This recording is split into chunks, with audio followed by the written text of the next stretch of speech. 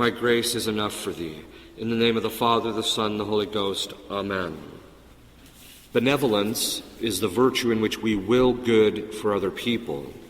But St. Thomas says that while this is a virtue, it does not suffice to actually producing good works, because we need another virtue, and that is called benignity or beneficence.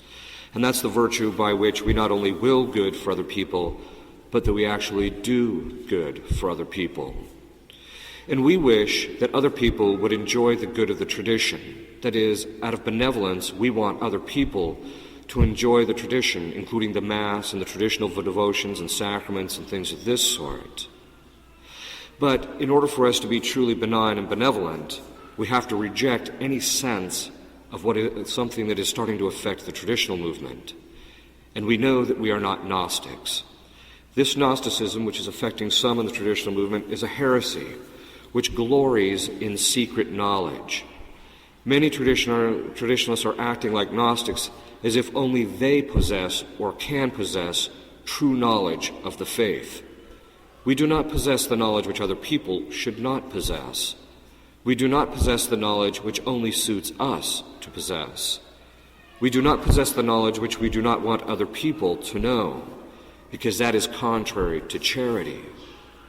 It ought to be our earnest desire that all people would worship God in a becoming manner, and it is for this reason that we wish that all people would come to the traditional Latin Mass. I would therefore enjoin every parishioner to invite 5 people over the course of the next year, or more if your circumstances allow it, but to invite 5 people over the course of the next year who they believe would be open to the traditional Latin Mass to attend Mass here. And this will be part of our beneficence, that is, our benignity, insofar as we invite other people to come. That is, we want to do good for them, and this invitation is a good work. But we only possess the knowledge of the tradition, and we only appreciate its value because we have received a grace from God which is purely gratuitous. Other people are more morally upright than us and have not received this grace, and they will not come or appreciate what they see, that is, those we invite, if we do not do our part to merit the graces for them to see the value of the tradition. Again, this grace is gratuitous, and for this we ought to be thankful to God. It is gratuitous because there is nothing that we did to merit it, but God gave us this grace, and so we see. In like manner, this grace can also be taken from us if we abuse it, and one of the ways that we can abuse it is by not trying to propagate the good which God has given to us. Therefore, for those who we invite to attend, I would enjoin you to do some type of prayer and penance, so that they may receive the grace to see the value and become regular parishioners here.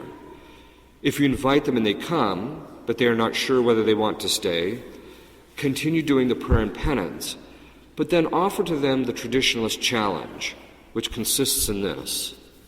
Tell them, go exclusively to the old Mass for 2 months. Do not attend the new Mass during those 2 months unless it's necessary to fulfill your Sunday obligation or a holy day of obligation. But do not attend the new Mass during those 2 months, and then after the 2 months, go back to the new Mass and then come and tell you which rite of Mass that they would prefer to go to. And there is a reason we want to do this. People's sensibilities change in the course of 2 months. It takes 3 weeks to corrupt a habit, and 3 more weeks in order to develop a habit.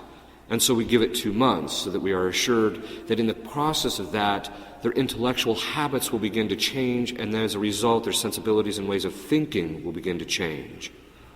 Between the actual graces which you obtain for them by your prayers and mortification and the Catholic faith which they have, many of them will see the value of the tradition and remain. It ought to be our desire to pack this church with faithful Catholics who attend Mass regularly and who receive the sacraments regularly. But we must be willing to do our part in order to achieve this. The statue which is before me is Our Lady of Good Success, and so we ought to pray to Our Lady that we may have the success in this regard. Mary,